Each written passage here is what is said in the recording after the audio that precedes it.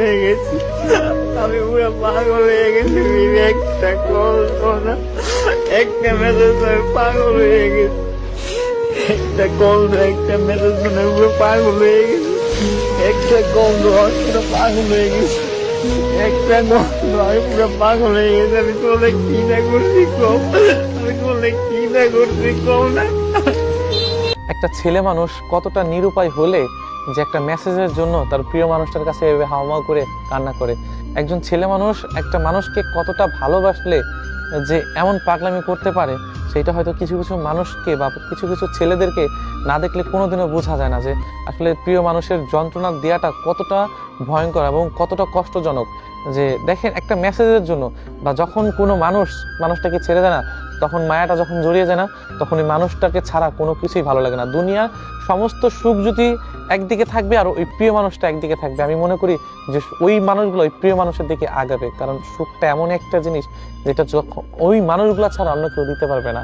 কিন্তু মানুষ কতটা নির্লজ্জ হলে বা কতটা কষ্ট পেলে যে মানুষ এভাবে হাওমাও করতে পারে, যে তার কোনো আত্মসম্মানের ভয় নাই, যে সে কষ্ট পাচ্ছে, মানুষজন দেখতেছে বা মানুষজনের কাছে খারাপ হবে, এই চিন্তাটা না করে কিন্তু তার প্রিয় মানুষের জন্য হাওমাও করে কান্না করে।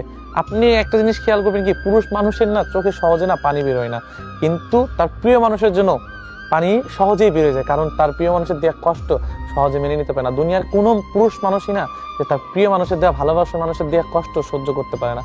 আমি পারি না, সেও পারে না, আরেকজন পারে না, আমি জানি না যেরকম মানে আমার কে পারে আমি জানি না, কিন্তু আমি সবাইকে দেখি যে প্রিয় মানুষের দেওয়া কষ্ট কখনোই ভুলে থাকা যায় না বা সম্ভব না, আমার পক্ষে সম্ভব না ভাই। কিন্তু দেখেন, একটা মেসেজের জন্য প্রিয় মানুষটার জন্য কাছে কিভাবে হাওমাও করে কান্না করছে। মানুষ এতটা স্বার্থপর কিভাবে হয়? মানুষ দেখতে যেমনই হোক, কিন্তু ভালোবাসাটা তো সত্যি থাকে। আমি যখন একটা মানুষকে ভালোবাসবো, সেই মানুষটা তো অবশ্যই তার মায়া জড়িয়ে আছে বা তাকে আমি অবশ্যই ভালোবাসি, সারা জীবনের জন্য চাই।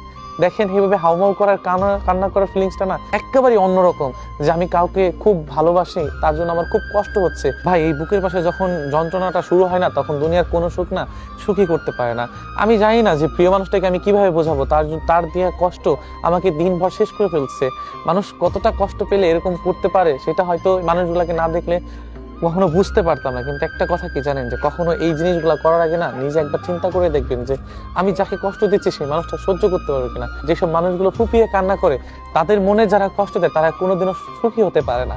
কিন্তু ভাই জানেন, যে এই মানুষগুলাকে কখনোই বোঝাইতে পারি না যে তার জন্য আমার কতটা কষ্ট হচ্ছে। যদি এই মানুষগুলা বুঝতো, তাহলে আমাদের মতো মানুষগুলাকে তারা কখনোই কষ্ট দিত না, এবং তাদের মায়া বা তাদের জন্য যে কষ্টটা পায়, সেটার জন্য আমাদের ফুপিয়ে কান্না করতে হতো না, কখনোই না।